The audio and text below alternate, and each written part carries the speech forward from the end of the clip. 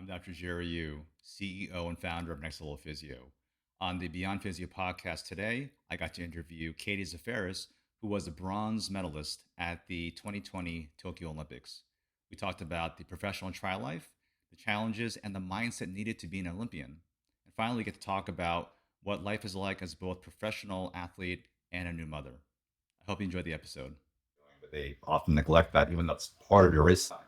Yeah. Are there any strategies or things that you've done to get that to be a much faster part of your race than maybe before? And the question of the day is, are you socks or no socks? No socks for sure, but if I was doing long distance triathlon, I would for sure be socks. But like for my races, it really like if I were to put on socks, I'd be out of the race. Like my day is done. Or I'd have to become a much better swimmer to be able to have that luxury. So no socks for the races. One of the first things you said that makes me think about is just putting it into your training. Like I literally asked my coach to put it into my program, because if it's up to me to just pick a day to do it, like it'll become one of the things that I consider skippable. Welcome to the Beyond Physio podcast, where we help you move, excel, and inspire others on your journey to your next level with knowledge and advice from experts and testimonials from our like-minded community. So the cool thing is you have all these accolades and awards, but I think that we would be remiss if we didn't talk about your biggest claim to fame, which is your limelight appearance on Tiny House News. Oh no. I want to hear all about this before we start. Okay. So when we were, I guess, what was that, 2015, 2016? We were basically just living on the road. So Tommy and I really didn't have a home. I think my license said California, which is where he was born and raised, but we just traveled. And so every time we would leave and every time we would come back, we'd have to pack up, unpack, pack up, unpack. And we didn't really want a house to maintain because that's obviously a lot of work and we aren't around to do that. And we didn't want to put that on my family. So I love watching all the tiny house shows, or I did when I was watching a lot more TV. And so I was like, oh, maybe we should get a tiny house. And Tommy's one of those who, if you say something and he likes it, then he goes with it, to the nth degree. Oh yeah.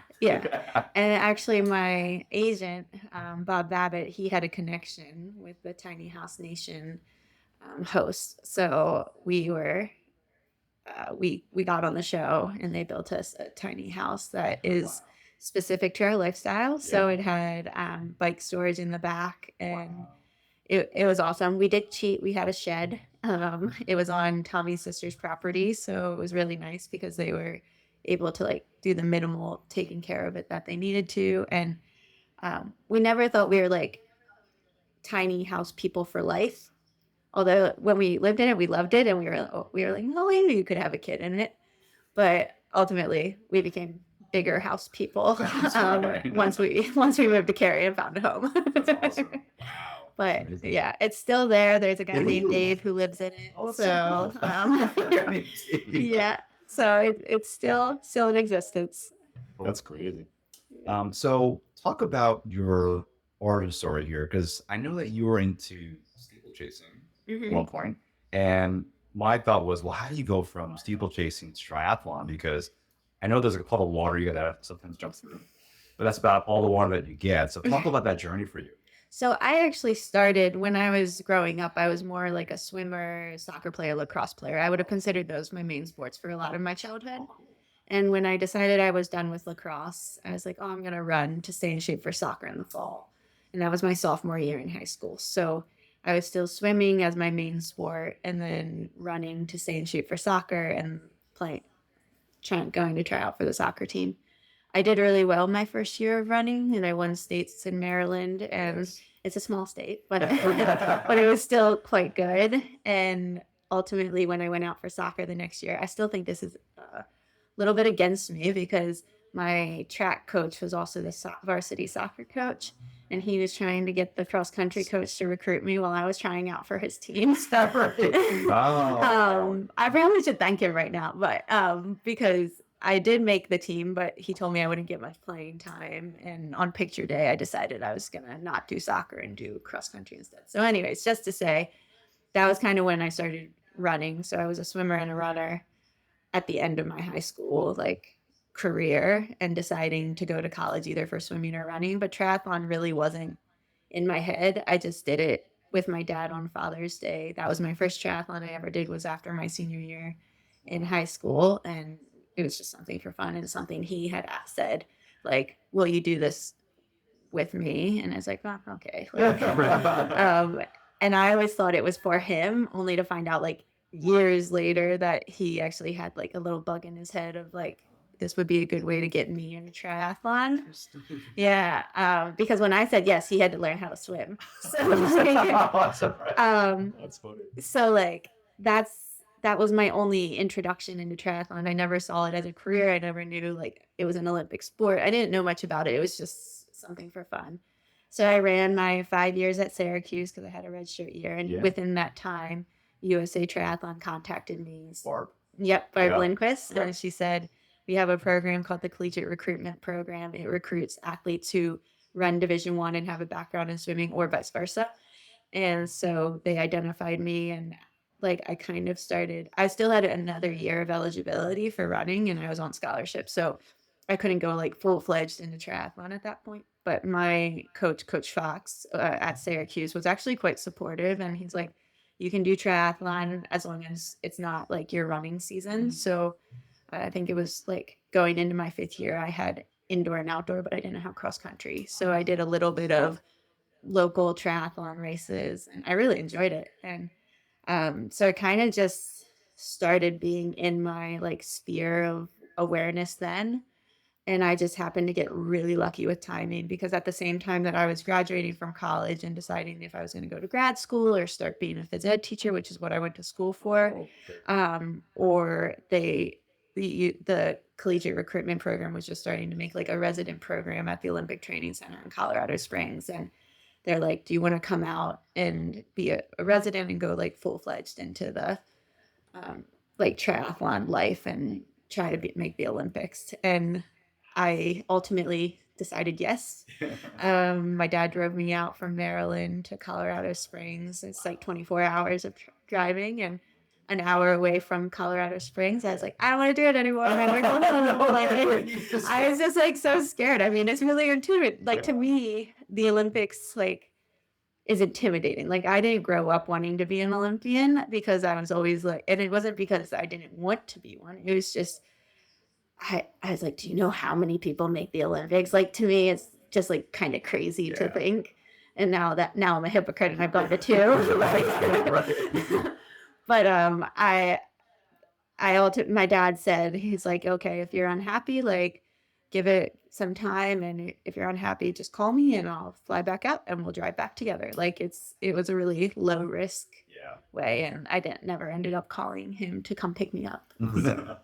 That's great because not only did your parents forge a way for you to get into the sport, unknowingly knowing that you get into this level of triathlon, but you also embraced that challenge at some point and said, like, I'm going to take this on, which is so great.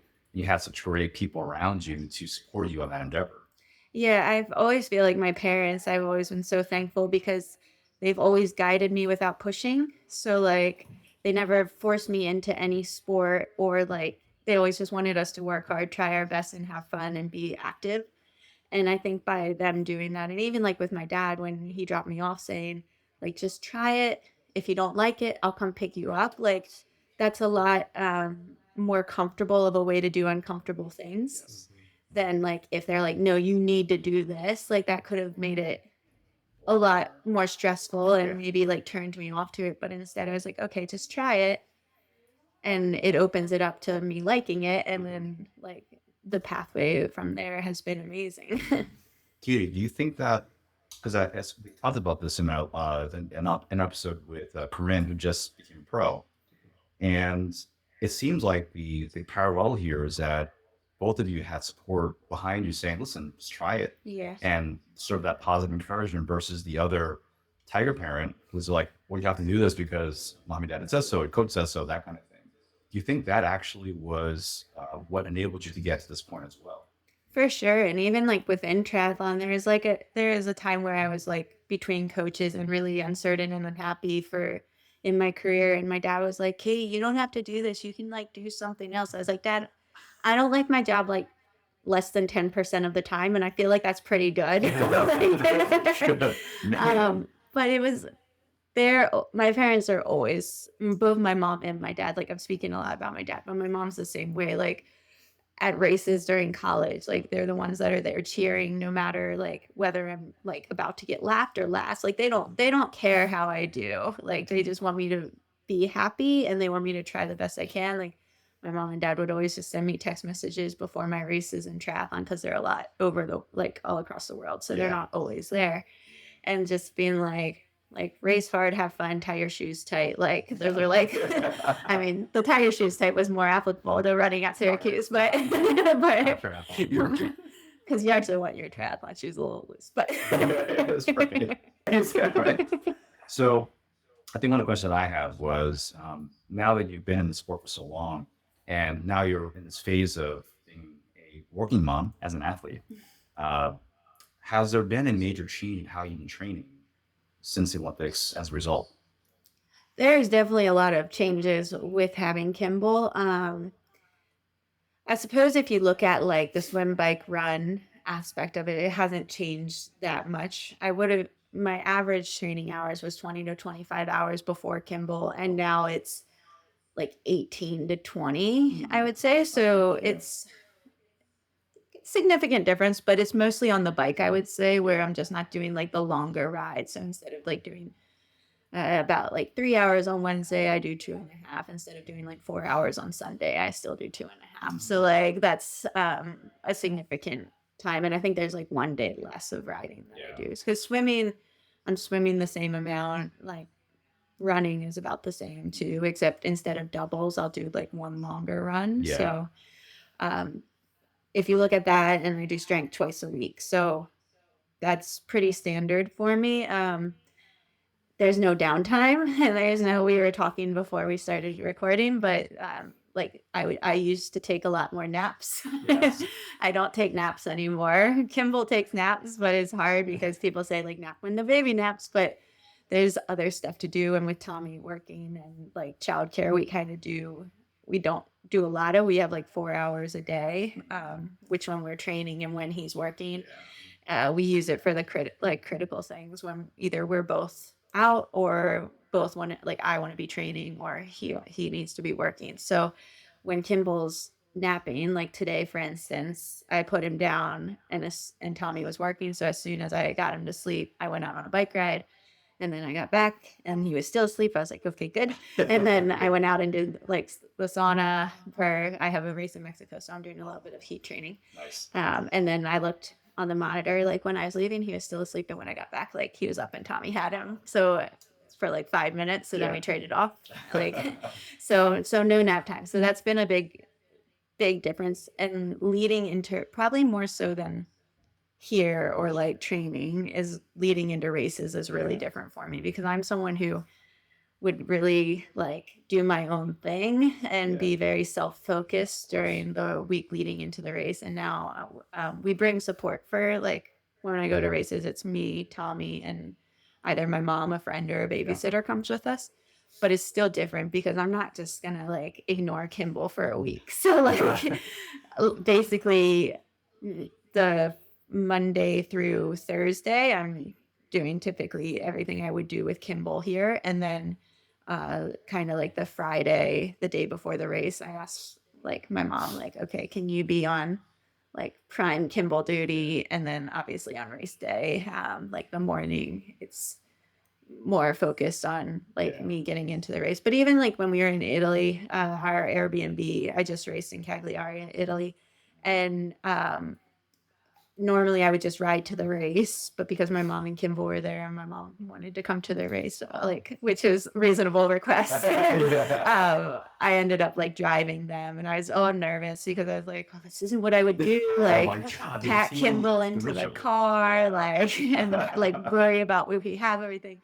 But you know what? It's like, I think what I'm realizing is that like triathlon it's my job and I'm very serious about it, but it also doesn't have to be so like dialed into me, like me driving and like having them like be me being like a little bit support for them, but mostly they're self-sufficient. Once we get there, I'm just like, all right, you guys good? I'm leaving. I'm gonna go check in. Like, and we're figuring it out and making it work. And it's a lot more challenging, but it's also a lot more rewarding and fulfilling. And it's just really cool. Phase of, I mean, for me as a parent, my older one actually will be going to college in 2 months. Oh, So I'm at that tail end. My little one is going to be graduating from high school in another year. So uh, we're about to be empty nesters, so we're on the other side of the spectrum. yeah. But my life as a parent, as a working parent, it's bar none as far as having that other aspect of my life. Yeah. It's amazing for you. Yeah, like I never thought I was going to come back to racing after we started a family. Because of professional sport being really like in my opinion, like pretty self-centered and like thing. I wasn't sure I could be the mom I wanted to be and be the athlete I wanted to be. And there's certainly things that like in both realms like don't always work perfectly. There's not always a perfect balance, but I think some of the best things about the races I've done so far with Kimball and with racing is I'm like, wow, I like can do this how I want to do it. And as soon as I'm done the race and like with him and with my mom or my friends or whoever is with us, like you're just back to being mom and being a family and just filled like it's a lot. It just fills my heart. Like I guess that's like the way to describe it is like you're done. The race is over. Whatever happened. We'll reflect. We'll get better. But right now the focus is back to being normal. Maybe that's why she runs so fast. Exactly. Yeah. That is a little The faster we motivation. run, the faster you get back. Just to piggyback off that, maybe like tell us about some things that when you are in a race, what motivates you to go faster or race that person next to you, or if self-doubt comes into play, like how do you handle that? So I would say that self-doubt, I feel like I have a different word for. Like it's more just like nerves, and I think that's when you like I like question things, but I always feel like that's fine as long as the underlying like the main feeling is confidence. So it's like no problem to have a little bit of doubt or a little bit of nerves as long as the confidence overrides that. And I can always like go back to like my preparation or just like knowing it's normal. I think that really helps me. I used to think like, oh gosh, I'm like super nervous, but now I'm like, oh, nerves mean I'm ready. Nerves mean I care. Nerves mean like, and even with, I do visualization and I talk to a sports psychologist, and when we go through things, like when I'm visualizing the race, I don't just visualize like swimming, biking and running the race, but I'm visualizing the lead into things. I'm visualizing like the emotions I'm going to have. Like when I see other athletes, if I feel like, oh man, they're looking really fit or like they seem really like prepared, I just like kind of say like, okay, like I see that emotion, I see that feeling, but like that's not gonna benefit me, so go back to my process. And my coach does a really good job sometimes going into the races. You know, the anxieties are pretty high or like the feelings are really strong, and if they start overwhelming me, my coach is always like, go back to your process, which for me is like writing out my goals, right? Like visualizing my race and just kind of realizing all those things that I've done that make me feel that confidence that kind of overrides any other So like insecurities. trusting the process, knowing that you put in all this hard work and you're just doing it on that day. Yeah. That's all it is. And also like knowing, because I'm like 10 years in my career now, I think it's been the 10th year. And so I can really, I know, right? I'm like, have I been out of confidence that long? Like, that feels very, like, ooh, okay. But all those years, like, have really, I can look back at races and any race that I go to, even if I haven't done it, I'm like, well, like, I fall back on those experiences that I've done in other races. And like, well, I've done basically any type of course possible by now in my career. Or I've had races where I haven't had a very good lead up and then have had a good race. Or I've had races where I've raced in the rain. And like, just being able to look at all the different aspects of all the races that I've done in my career and all the training that I've done, it makes me feel prepared for anything now that I go into races being like, well, I've done this before. Yeah. I can feel confident even if it's not exactly the same. Yeah. And if I haven't done it before, then I always feel like it's like this is like, let's see what I can do attitude rather than treating every race as a test. I think I used to do that. I used to be like, oh, if I'm not on the podium, like that's a fail. Like, and I guess as I've gotten older, I'm like, oh, like that's not how life works. Like that's not how racing works. That's not how life works. Like you don't fail. You just kind of learn something, and then you can reflect, and then you can be better the next time.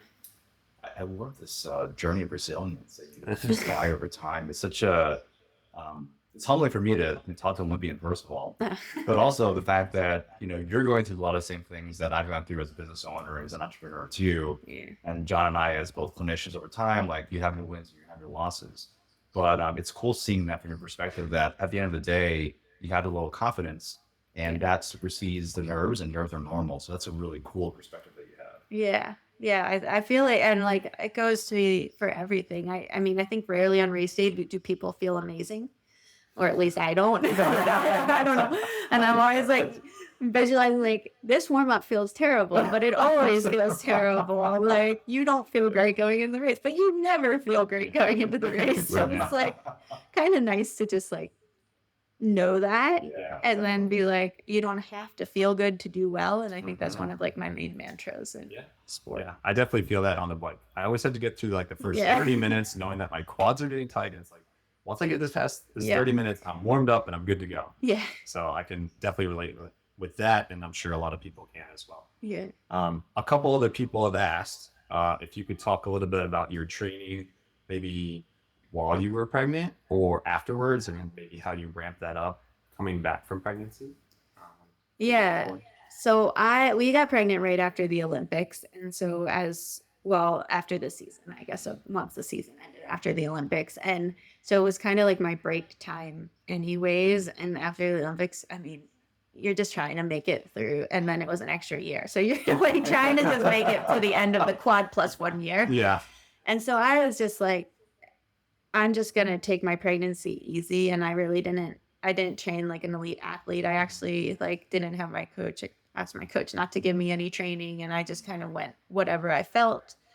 And I ran basically till 36 weeks, but it would be some days where I would run straight for like an hour 15, and then other days where it would just be like walking, like 1 minute running, 1 minute walking, run for as long as I kind of felt I could. Biking, I stopped pretty early, but it was part because I didn't feel safe riding on the roads, and it was getting colder. And I was like, I am not a trainer girl. So like, I see nothing wrong with riding the trainer when you're pregnant, but I just hate it. So I didn't do it. And I would swim, but only like 2 to 3K. So I stayed active, but it definitely wasn't a training regimen or anything like that. And then when I did do strength starting probably at like 20 weeks, which I wish, or for like another pregnancy in the future, I would do strength the whole time. But I kind of, when we got pregnant, it was my off season, and I like really do nothing. And then it just took me a while to like get back into it. And so that was kind of like leading into Kimball actually being born. And then once he was born, I started running. I had a woman from the USOPC who's an exercise physiologist. She helped me come back. I really wanted a female to help me because of like her having gone through it and just like really knowing what it's like. And then also I worked with Shafali Christopher from Durham, and she helped me because she does a lot of research in pregnant runners and postpartum runners. So they guided me back. But there was a point where my workouts from oh gosh, I'm blanking, Lindsay, where they just got like, I was like, Joel would give me the same, like my normal coach that I've had for like since 2014. He would be giving me like the same thing or easier. And I was like, I feel like I can go back to him now. But I really took it super conservatively. And it's something that I would recommend for a lot of athletes coming back after pregnancy, because I think I've, like, knock on wood, have managed to not be injured or anything coming back. And I really attribute that to like doing what I felt comfortable with leading into like Kimball being born, and never really like pushing past my comfort level, I guess.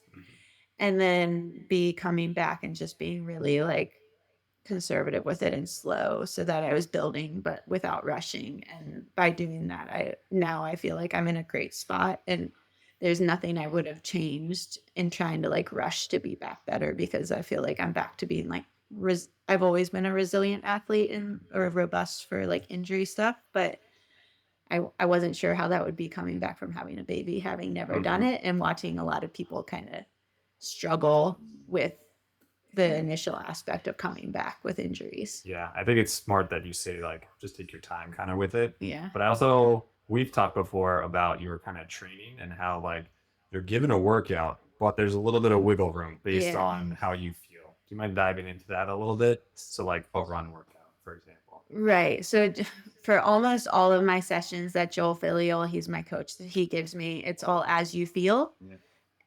And he'll have like some target pace of starting maybe, but, or even like for the bike, it might be like power, but a lot of it's just descend. So you're gonna, like if we did, what was the run we did? Like 5, 4, 3, 2, 1. Okay, so with 5, 4, 3, that's like one I will do going into races: 5 minutes, 4 minutes, 3 minutes, 2 minutes, 1 minute with 2 minutes rest in between. And it'll be like you're starting the 5 minute at, oh sorry guys, 4 minute. I'm metric, so it's not mile pace, or I'd be super fast. Because I'm not running 4 minute miles. 4 minutes, 4 minute per K pace. And then from there, I'll descend, but he doesn't write like 4 minute per K, 350 per K. I kind of just go by how I feel. And I think it's great because in general, it's like for pregnancy or for just me as an athlete before Kimball and now after, it really leaves it open to how you're feeling on each day. So if you're feeling crummy, like you don't have to descend that so much. Or if you're feeling good, then like you can kind of go with as you feel, and it like leads it up to interpretation for how fast you get. And I just think it's been the way to do it so that like mentally you're not feeling defeated if you're not hitting these specific numbers. But also some of the workouts I've really surprised myself because there is no like how high or how fast you'll get. Like you can get as fast or like go as hard as you want. And sometimes I'm like, wow, like I would have never done that had there been like the end point. Right. So like if it went down to a 330 per kilometer, Yeah. you would never have gone to like a 320 or something like that. Yeah. Or like know that I'm comfortable there, I think. Because I think I was also saying to John at a run workout that we never really finished like throwing up, or like you should always be able to do like one more. But get pretty close to the most that you can get out of yourself. And I also train a lot with my husband, Tommy, and he'll like lead me to attain better numbers or like faster paces, because if I'm doing something with him and he's relaxed, that just kind of like go with it. And then I'm like, oh shoot, like we just did like pretty well. And like on the bike, especially like hill workouts is what I think of, because it'll just be like trying to hang with him. And I think I never really answered your question about what motivates me during a race, but like, it's just like trying to stay with people or like get to the front or like be at the front, or just like, I like chasing, and I'm not very motivated by my husband and boys in general. like I like group rides. I like doing workouts to try and stay with the guys. Yeah. From what I understand, Tommy was also quite the athlete too, from what John had said. Yeah, he we met during triathlon when Tommy was a professional triathlete, and he was really strong. I don't think he ever like put it together as well as he would have wanted to. And in 2014, he was at a race in Dallas, and he had a heat stroke and 2 seizures at the finish, and got like airlifted to the hospital, and it was really scary. Yeah. And we would have thought that would have been the end of his career. And I think I wanted it to be the end of his career, and his parents wanted it to be the end of his career. But he actually did raced a little bit more, did pretty well, but he found that he couldn't race in the heat the same way. His body would kind of do like a protective mechanism. I don't know if I'm just talking out of my butt here, but like he couldn't push himself in the heat anymore. And ultimately he decided he wasn't going to do triathlon. He was going to train with me. And then I was like, well, can you get a job? So, I never wanted to race for money or have it be like the motivation. So like with him doing like something part-time, just it never made it. So like we had to rely on my like performances. And it worked out. Like he's now he works for World Triathlon as a photographer at the races and a social media content creator. So he's at all the races that I've been at. And then when he's home now, he works for USA Triathlon actually as the talent ID coordinator, which is basically what Barb Lindquist did. And like so it's kind of cool how it's all worked out. But yeah, Tommy still trains with me. Like we just actually this weekend, yesterday, started with a new babysitter who's gonna come on the weekend so that he can train with me. Because I do think he's kind of like not my not so secret weapon. And Really good training partner. Sounds like. Yeah. He's really strong. He's strong, and he like paces really well. So he'll just kind of like pull me along without me needing to think too much about it. It took us a while to get to this point. When we first started training together, it was not as smooth I always wanted to get to the point where we'd get into fights and then he would just like ride away from me, and I hated it. It annoyed me so much that he could just like ride away from me, because like that's what I wanted to do, but I like have to just keep going slower and slower. So he's not with me anymore. But we still have our moments, but we do a good job. And like now he likes to like help me, but I'm not always open for like feedback from my husband about what I'm doing. So now he knows. He's like, he asked before he just like tells me. I was like, can I give you advice? And I say, just give me a minute. Just give me a minute. That's a really good husband, great spouse, where you can actually kind of roll with it and adjust to what works for your. Oh yeah, I know he's like, it's so hard for him when I say like, just give me a minute. Like he really just wants to tell me, but I really just need a minute. And then I'll ask him, because I've also learned that he does know what he's talking about. That's good. Good to hear. Yeah, I was going to ask basically along those lines, actually, like how do you do that whole like work-life balance? It sounds like you just kind of make it happen where you can, adjust where you can. Are there any strategies that you take on a week-to-week basis in your training and work and Tommy's life and Kimball? It's really intertwined right now. Like all of them. I think now that Tommy has his job with USA Triathlon, like that brings a bit more balance, because we're not doing everything together. But like until Kimball was born, we literally would be like together 24/7. And sometimes you just don't have anything to talk about at the end because you've experienced everything together. So now it's really nice because he has like different things separate from me. He also like tomorrow night is the group ride, and he loves doing the Tuesday night group ride. Like that's his thing. And I think just being in Cary, we each have our own little like circles, but we like doing stuff together, and we're also not very fun people, so like we don't really like going out. So my mom, she came to babysit, she's like, you guys need to like go out. I was like, well, can we just stay in and like you take Kimball out, or like you just stay in the house, but like you take care of Kimball. Because I think because our life is so go, and now that we have a home, we really like, I think it'll change at some point, but now we just like being home because we've traveled so much that it's like, it's been very awesome and I've enjoyed every minute, but like, it's nice just to be in one place. I think a lot of people can relate with that. Yeah. Because you don't want to stay up late. You don't want to drink because like it'll all affect the next day's training. Yeah. And then it's going to have that workout a little bit harder, and then that's just not going to be fun. Yeah, and we like going, so he'll come on like the easy rides with me or easy runs, and it's been really fun with Kimball because we'll all go on the runs. And John's experience, John's experience, all some fun and some. Yeah. So the first time that we ran together, she's like, Kimball's great, you know, he just chills in the thing and then like watches us run, super quiet. It's gonna be fun. We get there. You were a little bit late, but that's totally fine. Yeah. They were like, we've been late every time. Yeah, we're on time, and Kimball's great. And then they were late, and then Kimball was like tired, didn't want to. Yeah. And it was like 3 or 4 runs, and that's the last one. He nailed it. That was good. He nailed it. Yeah.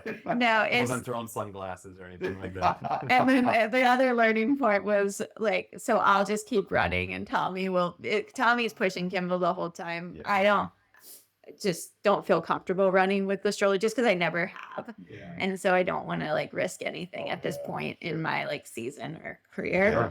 So like Tommy will go to like kind of situate Kimball, give him his passy, give him his blanket or whatever he needs. And like, I'll just keep running. But like the first time John's like, do we wait for him? Like, no, he'll catch up. But I'm like, I ran the other day. Tommy stopped for a second, and I ran with the stroller for like a minute, and I was like, oh, wow, this is really hard. Like when now when I think of how Tommy like catches up to us, or on Saturday he did my run workout with me, which is like 10, 8, 6, 4, 2, 2, 2, 1 of minutes. And he did the whole thing. And again, it was like descending in paces. And I'm like, no wonder he's pretty fit right now. Like, it's really hard. Running with like a 40-pound medicine ball. And like just keeping it straight. You're like, I know. Yeah. And he's always like, oh, can we do it with the pavement? And I'm like, no, the trail's fine. And then after like, now I know. Why you want the pavement? Yeah. I did give it to him. I was like, I see what you're talking about now. That's pretty funny. I want to kind of jump back to when you like travel. Like, what do you do with like food? Like, do you bring food with you? Do you go to a certain restaurant when you're away? And like, what's your big thing when you travel? Food. So I usually don't bring too much food with me. I use UCAN during the race and before the race. So I'll bring my UCAN with me. So I have like my race nutrition and like things for like pre and post. Besides that, I have found that you can pretty much find what you need in almost everywhere we go. I would say like maybe like Mexico and South America are the ones where I might pack like a little bit of food, and really it would be like I could survive off like oatmeal for like leading into a race. So like so it's breakfast, not like lunch, and dinner. maybe not, but because I would do like rice, and I'm pretty sure you can get rice anywhere. So because my race nutrition, I eat like pretty well balanced for all my like training and normal life. But going into a race, I start eating a lot more just like white, like bland food. So I can make sure that my stomach and everything is really easy to digest. And so it really is like eating bread and rice and like maybe like taking peanut butter or something to like put in a bit of protein. But I'm really not eating much green leafy vegetables or even fruit besides, I'll eat bananas, but like everything's really simple and you can usually find it where you're going. There, like if I'm eating out, because sometimes we'll like order out, and I actually weirdly like Indian food when I like lead into a race, but I don't do spicy. That's one of the big things.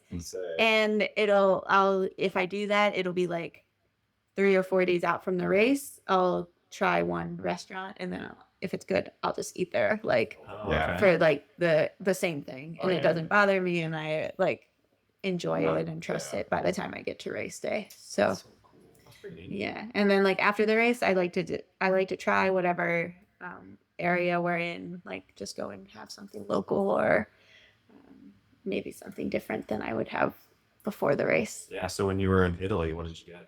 Oh, gelato. There we go. But in Italy, like Italy's, they're like you can't really go wrong with their food other than you might be rolling onto the start list. But like I enjoy like their pastries, their pizza, like.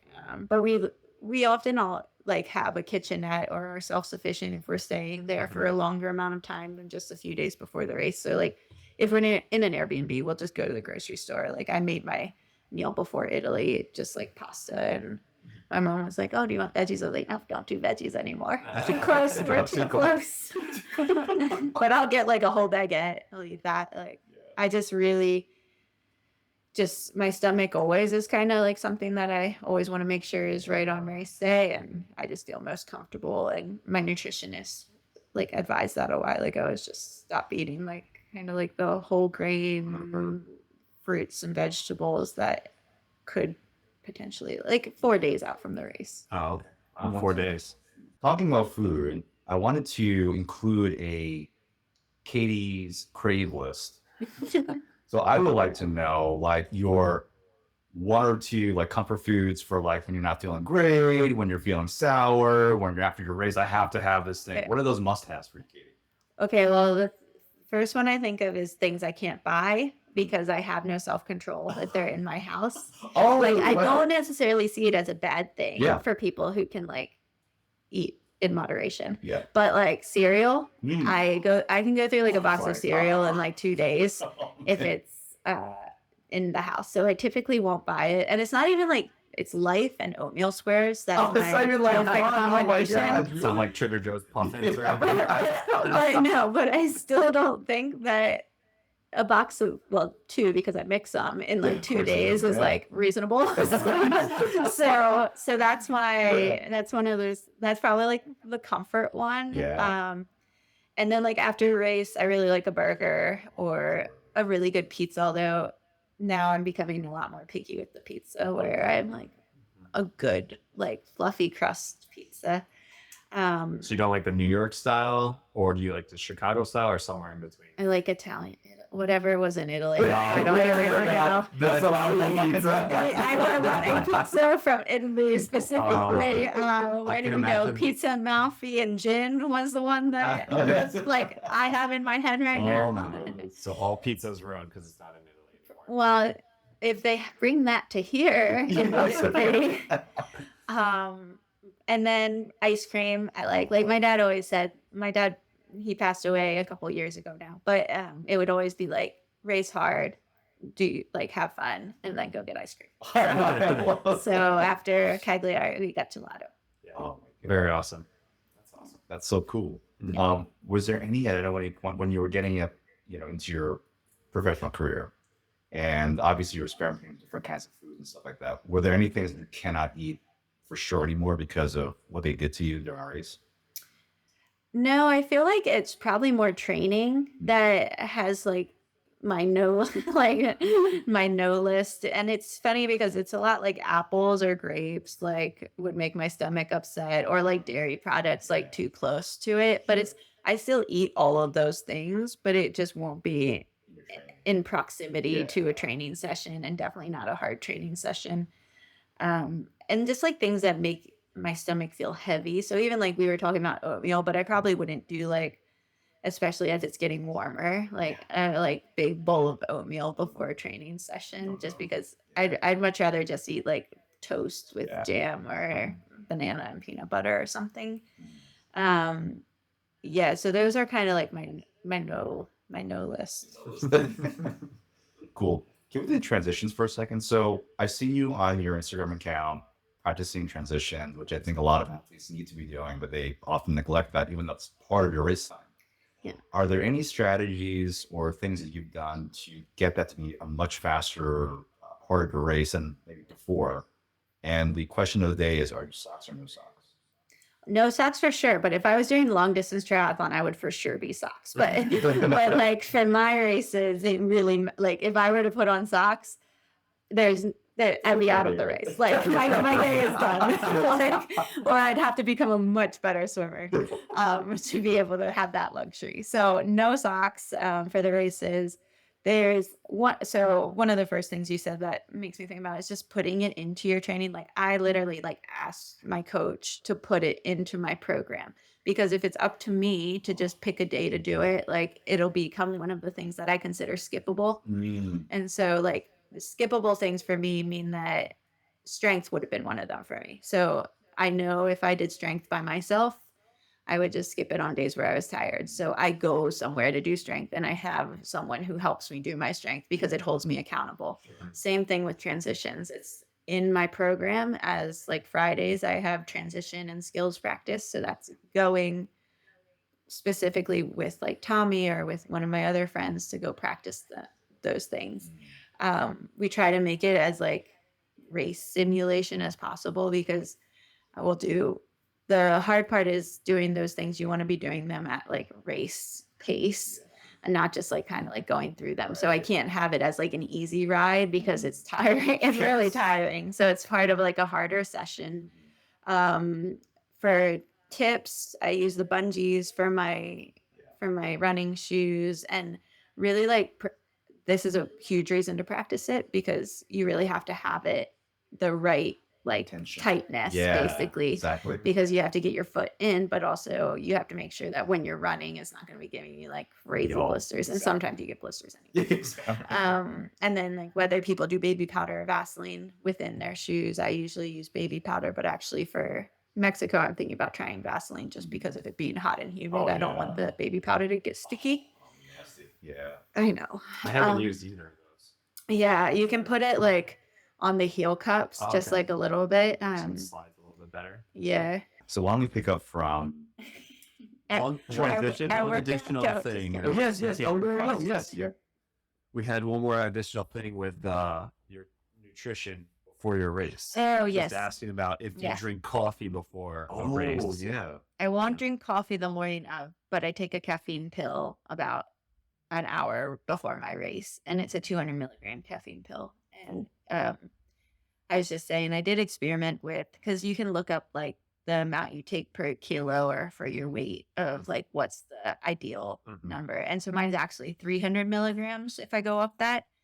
And so for one of the last races, I did try 300 milligrams, which I've done in the past, but I don't know why I went to 200. I felt more comfortable with that, but I tried the 300 and I liked it. So I'll probably do it again for my next race. But I'd like, when I started drinking coffee and using caffeine, it was performance based. Yes. Like it was never really because of You don't like the flavor of coffee? now I do. Now I Oh, get the yeah. Cocoa Day. But when I first started, it was in like, I think we were at a high altitude camp in France, and my coach was like, I was getting grumpy and tired. My coach was like, Katie, I think today's a good day to try coffee.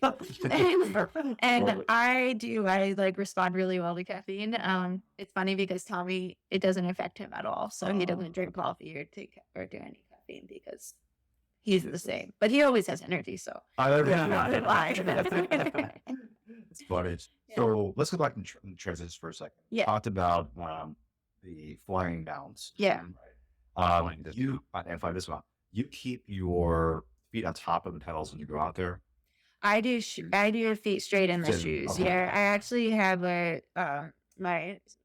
triathlon shoes, my cycling shoes are actually a pretty old model that you can't even get unless it's on eBay because they stopped making them. But I really like them, so I've stuck with them. Velcro or the wind up? They're Velcro, and it's because you can open them pretty far so that you can stick your feet. And I do feel like it's like really advantageous to be able to do that. So Yeah, I definitely have to wind it Like, up. wind So it up. open it, put my feet on there, ride a Yeah. little bit, and then put my feet in. yeah, I think that's similar to what Tommy has. And yeah, I only use my shoes for racing. Like when I'm training, I usually train in cycling shoes for the bike unless I'm doing transition for this. Cool. So Katie, going back to the Olympics, couple of things. The first thing is, what was your like best non-race memory of Tokyo? Best non-race memory. I think for me it was, so when I went to Rio, I like when a race was the second to last day, I was so focused on the race that by the time the race came, like I was just really like wanting to do well in the race. The race came, I finished, I was disappointed, and I realized I like missed the whole Olympics. And I didn't really take in like the atmosphere, the fact I was there. And like we went to the athlete village, but after the race, but because we were so late into the games, like there was nobody there. So we went to the closing ceremonies, which was amazing, especially because it's like the handoff to Tokyo. So it was a really cool performance and everything, and just being on the ground with all the athletes. But I promise I'm getting to your question. Yeah. So for Tokyo, I think I didn't have like one clear thing outside of the race that I really enjoyed. It was mainly just I knew if I was able or given the opportunity to be at another Olympics, I wanted to change how I experienced the Olympics so that no matter what type of performance I had, I would be able to leave and like happy and fulfilled by like the games and how everybody else sees it. Like that's how I wanted to experience it. And so that the whole thing of just being there, we actually stayed in the village this year because, or in 2021, because our venue, like you could actually see it across the water, like it was that close. And I think just being surrounded by all the athletes, like you do pin trades. So all the countries and sports have their own pins and you have like you can put them on your lanyard. And so that was really cool. And then because I did well, I was like, got to be on Good Morning America or the Today Show. Today Show, yeah. And that was a pretty cool experience, except it was the same time that Simone Biles was like not doing her event. So like I was supposed to go on and they're like, hold on, taking there. There was like kind of, I mean, that was just like a whole different like realm of stuff. Like, so like I'm very understanding that Simone Biles was like above me, but they're like, you can, if you want to. I was like, no, I'll wait. So those are like really cool things. And it is a race memory, but the mixed relay, it was the first time it's ever been in the Olympics. And I was a part of that as well. And so to be a part of the inaugural mixed relay for triathlon, and so I'm not talking about the performance, but just the fact that it was an event that I got to be part of for the first time in history is pretty amazing. Awesome. What is your strongest discipline of the three? It really depends on the day. Yeah, I like that. I feel like I'm transformed into a complete triathlete where I don't really have to have my race go a particular way. Like even if it comes down to the run, I'm usually still one of the strongest runners. Especially, I'm still building my run back after having Kimball, but like in the past, like swim, bike, and run, I've been strong across the board, which is also nice. Like when we were talking about going into races and when I have self-doubt, it's like I honestly just don't need to think like, oh, I really hope like the swim isn't fast or the bike. Like it doesn't matter because I know I'm capable of handling whatever scenario plays out. Great place to be. Me over here, I'm just trying to run with them. I'm just trying to like swim. The swim one I feel like was probably like the one when like a lot of people have heard that. And even for like that was the part that I struggled with coming back from like pregnancy more. It's because of the speed at which we have to get out in the initial like first like 300 meters of, I mean, our race is, if it's a sprint, it's only 750 meters, or Olympic is 1500 meters. But like the first like 300 meters of either of those distances is so crucial. And it's just when you have 65 women, like I always say, like anyone can swim 100 meters really fast. So it doesn't create a lot of, you're with a lot of bodies, no matter what caliber of race you're at. So it's like trying to get past that point and like stay committed to like, this won't pass and like kind of hope. I mean, it's going back to Tokyo is funny because, not funny, but I had two of my worst races probably of my career, like leading into Tokyo. And my swim was like really, really bad for both of them. It was the thing I struggled with the most. So when I got to Tokyo, I was like just trying to remember, my mantra going into Tokyo was like, I know how to do this. And I'd been having really good swims in training leading into the race. But when I got to the race and like literally it was probably the first like 4 strokes. And I just like got on the feet of one of the fastest swimmers in our sport, Jess Lehrman. And I'm like, surely there's like another pack somewhere because it was like so smooth. And I like breathed to my right typically, but I like breathed to my left and I was like, no, we are like, and I was like third out of the water. But it's like, wow, it really, like, I feel like I'm either like at the front or the back. Like, I'm never in between. So I'm working on that. Did you know during Tokyo, like at what point did you feel like this is going to be like my day? or you even had a feeling, or just kind of, it's my job, just gonna get it done?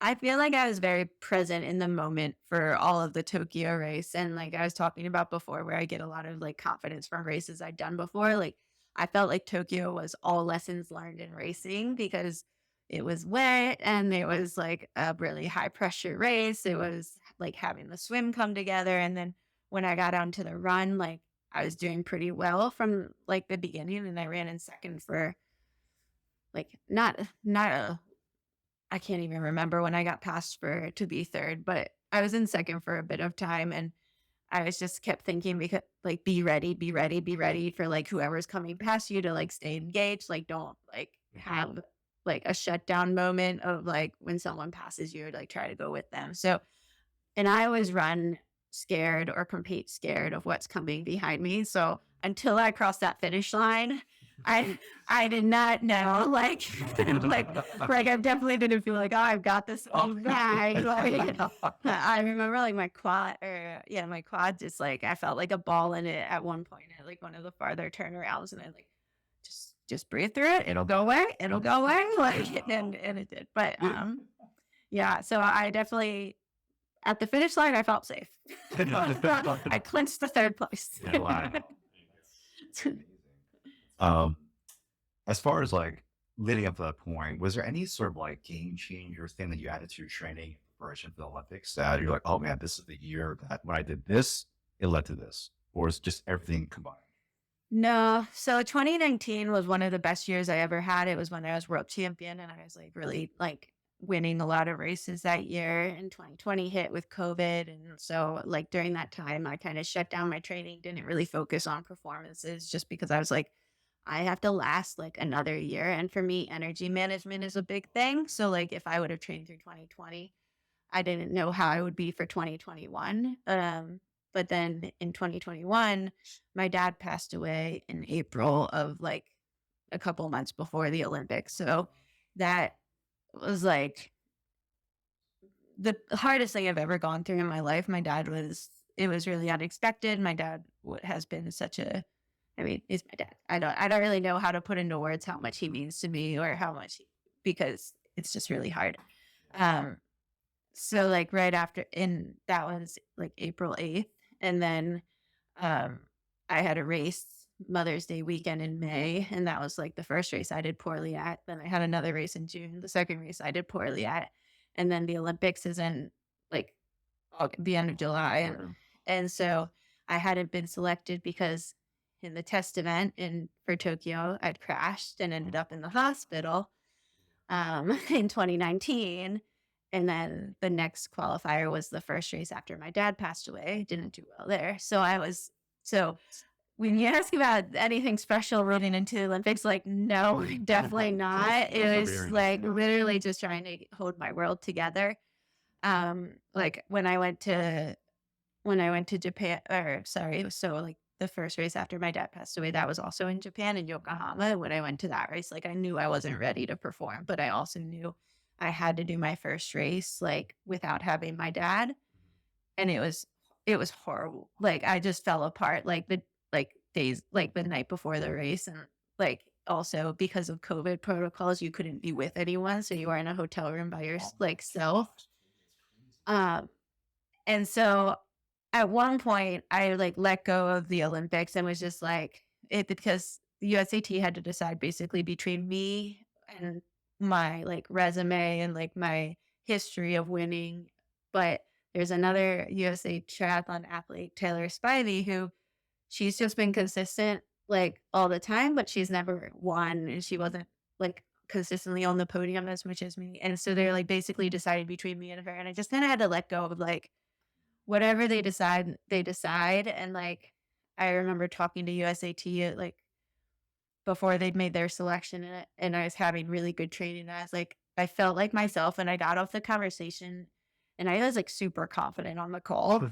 And I was like, well, I sure hope I can back that up after like, then like I felt it, like I felt really good about it. Like it wasn't like I wasn't BSing or anything like that. It was just like after, like, I was like, I'm still like, I felt like myself. So, but then once I got selected, I was like, okay, we gotta like like just stay in the moment, I guess, because I was very grateful that I was selected, but it made Tokyo even more important to like the mental side of things more so than the physical. And so yeah, nothing special other than trying to like rebuild myself and um use everything I'd learned, like really relied on a lot on my sports psychologist and like my coach and Tommy, my family, like and I think one of the things I went into for Tokyo the most was just grateful for like the community after my dad passed away, like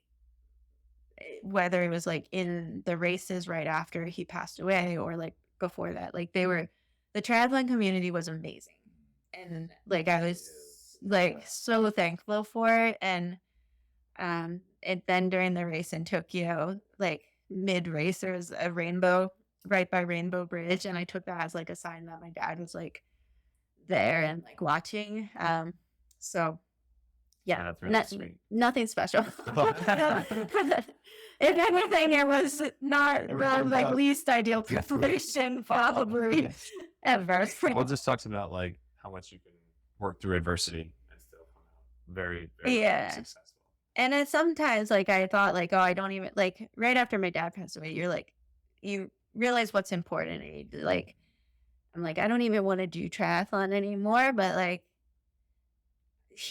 dad was so much a part of my journey with triathlon, and we like 2019 was such a special year. Like he was there in Lausanne with my mom when I won like the grand final. Like we had there was a race in Bermuda that like there is a really special year, and then COVID hit, and we had to decide where we were gonna be because we were at a camp in Florida, but like everything went on hold, and we're like, at that point, we didn't have a home. So we rented a van and drove up to Maryland, and we just lived with my parents for that time. And now, like, when I think about, like, I'm not saying, like, I'm happy COVID happened, but, like, I got a lot of just, like, normal time with my dad where normally we'd be traveling the world. And so that was, like, really special. So then 2021, like, I knew I didn't feel, like, the pressure to, like, perform, but I knew I was going to keep going because like it was something we shared. So powerful. Thank you so much for that. One other question or what? I just wanted to ask about like, so after the Olympics and having Kimball, what brought you back to racing again? Because I think you had mentioned you weren't sure if you were going to continue racing or not. So tell us a little bit about that. There are a couple things. One of them being I never felt like I was done. Like I never reached the point in my triathlon career where I was like, I'm tired of this. Like I don't like it. Like the only reason I wasn't going to keep going was because of starting a family and feeling like I wasn't sure how I could be as a mom and an athlete. And then I realized like, well, I can always like, I shouldn't not do it before I try to do it. Mhm. And Give up before you start. yeah. And like my whole feeling is, I think what I've learned also in life is that you can always change. If something's not working, like you can stop, but like, but you have to at least give it a chance. And so that's, as I started triathlon, that was the idea. I was like, I'll just see. And if it's not working, we'll pivot. Like no big deal. Like it's fine. And it ended up that like, it hasn't really, like I was saying, there's a lot of challenges to it, but it's been really cool to see that I can do it. And I'm not sure like what, like how far that'll take me. Like when people ask like, yes, Paris is the goal, but I can't focus on Paris. I have to just focus on like one race at a time and seeing what I can do. But I've been really excited. Like the last race I did was my, was the WTCS series race. So like the World Triathlon Championship Series. So it's the highest level of racing, and I finished 12th. And that was like a very good finish considering like Kimball's still like 10 months old. And what made it even more exciting was I was like, that I was really proud of that, and I raced it in a way that I took a lot more ownership of it in the race, but I can do better. And like, I know I can like in like a lot of different ways. And I was like, cool, Like if we can move up like a few more spots, Right. that's pretty awesome. So I think that was a big part of it. Also, Tommy, because he works for World Triathlon, like he was going to be at all the races. And so I'm like, well, if he's going to be at the races, Right. we might as well like we should be at the races. And I just Yeah. like like I was saying, I just like the community, and I like the people who I train with are my friends, and the people who I compete against are my friends. The race officials, the people who work for World Triathlon, like the people who work for USA Triathlon, although USA Triathlon's in the US, so we could see them more often. Yeah. But like, I like everybody, and I think it's fun for me, and it's also been really cool because now everybody's met Kimball Yeah. at races, and it makes it even more fun, like just having him be a part of that and having him like, I mean, he probably won't remember, but like he gets to be a part of a big impactful like portion of my life. So that's, I think all those things are kind of why I decided to. And there's a lot of big differences because we traveled a lot beforehand, and we would always go to camps and be with my training squad and be with my coach. And one of the biggest things that we had to change was we wanted to be based at home more, although we're still traveling a ton. But like we have to have a training like group here. But instead of being triathlon, it's really like I swim with like swimmers, I cycle with the cycling community, I run with the triathlete. But we're really finding that the community here in Cary is really conducive to what I need to do at my level. So it's been working. Yeah, it's awesome. And now with him walking around, he just needs a little kit, a little singlet. I know. Right. He's Yeah. in the race with you. He is a busy boy. He's busy. That's awesome. Katie, what do you do for, I know many people have different recovery methods after racing or after training. Are there any things, you mentioned sauna before, are there any things that you do to like recover physically from training and racing? Sauna is not recovery for me, first of all. I'm like sitting in the sauna because like how many minutes like Looking at your watch. yeah, today I was like, it's all yours, and I was like, I wish it wasn't. But no, sauna for me is purely for heat adaptation, and I really don't enjoy the sauna. Which is probably why I'm doing it. But I do like massage is probably my number one. Again, it's just I do better going somewhere and investing in that portion rather than having to do like rolling or like the percussion gun on myself. Like I like having someone else do the work. Absolutely. Sleep obviously would be like the easiest one in theory, although I feel like it's also the one that also gets the shaft sometimes. And especially with Kimball, like I haven't really been sleeping as much. I do have a percussion gun that I use usually if my calves or my shins get sore, and then I use it on my calves. And I used to be a non-believer, but actually now I'm a believer with Very it. helpful. Yeah. And then I like use the stick, or maybe like my hamstrings are always tight, so like whether it's a golf ball or Crossball. lacrosse ball, and just like sitting in a hard surface chair and just kind of like cross. What do you call it? Cross-section. Yeah, it's like cross section. What about like recovery boots or anything like that? I do like recovery boots. I just feel like we haven't been sitting. Like it's another thing where you like just have to sit there. And I think when I'm home, that's been harder for me. I do really like them. I just lately they haven't really been used so much. Yeah. Have you, in your experience, I know you mentioned that you were resilient with injury. Have you ever had to use physical therapy for things? And generally, how has that helped you in your training journey? No, actually. But I like every time I do strength, it's a physical therapist who's running me through everything. From Santa Cruz, I worked with Jeff Marino, and so after Rio, I like really reflected on things that I thought would make me better. And one of them was like a sports psychologist talking to more regularly, other things. But another part was doing more like strength regularly as well.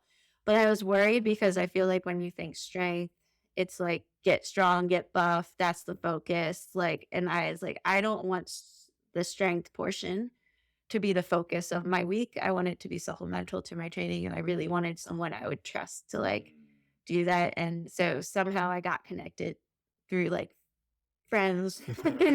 I made it to Jeff, and he was amazing.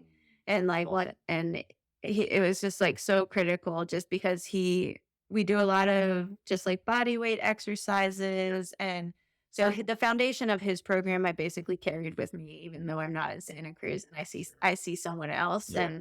And I see Lee Murray, sorry, Lee Welch from the running PTs, and he really helps me to like navigate the strength portion of it. And it's a lot of the same program Jeff was doing, and they're connected. I like the people I work with to be connected so that they have the whole picture, and that I'm doing similar things to what has worked for me rather than writing the book. But he puts his own spin on like Of course, yeah. parts of it, which is like what I would hope, because everyone has their own Yeah. specialties.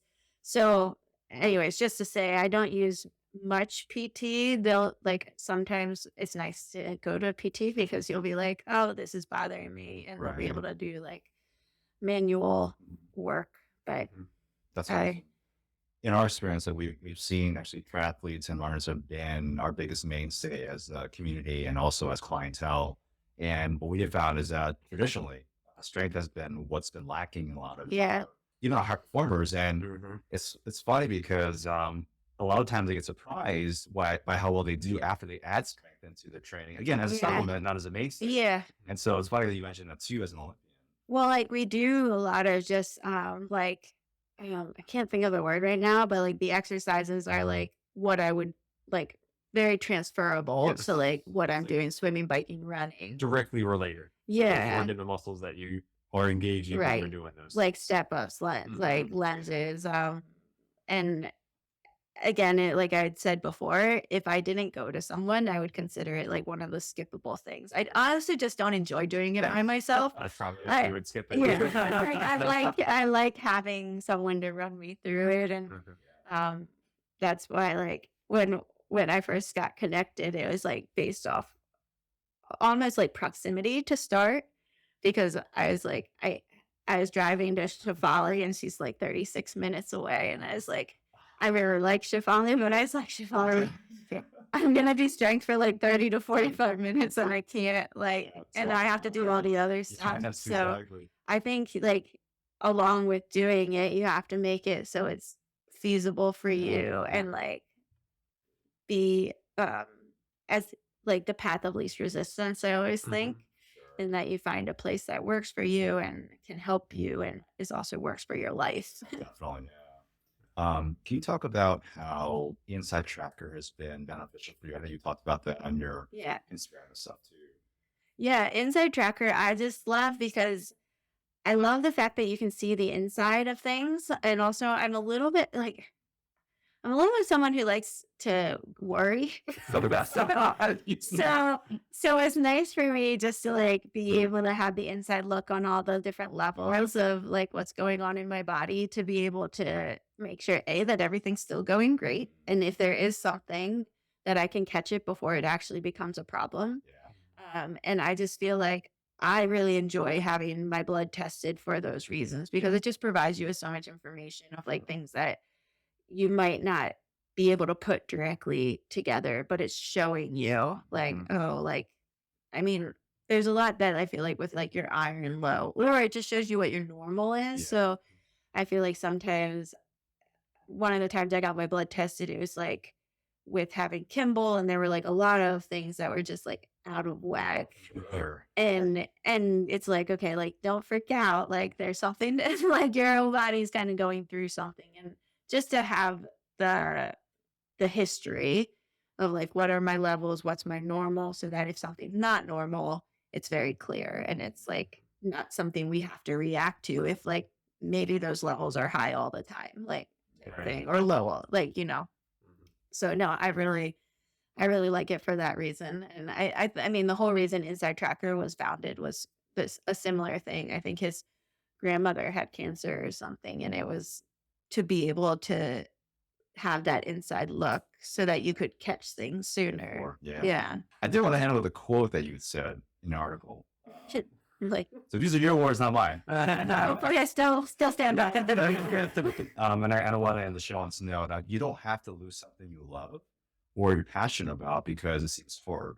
You can find a way, and it doesn't have to look like anyone else. It just has to work for you and your family.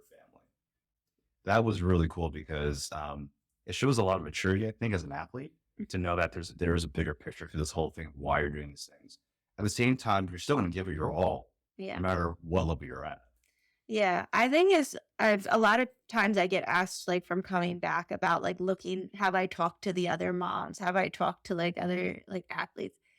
And I have a bit, but I also feel like a big part of that is just like knowing that what they're doing doesn't necessarily mean like I have to do that too, or that like we can have a different way of life and that we can make something work. And I think the other freeing thing, it was a second part to the quote, but like, it's just the fact that, like I was saying before, it's just trying to do what you envision. And if you find out that's not your thing anymore, that's not your passion, that's not your like journey, you can pivot and find something else. Like, you don't have to say like, I didn't have to say I'm going to come back to qualify for the Olympics.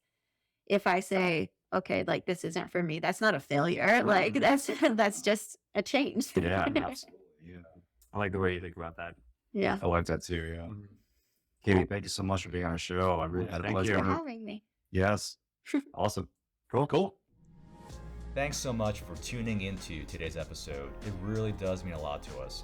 And don't forget to like, share, subscribe, or comment if you got at least one or two helpful insights or takeaways to help you get to your next level.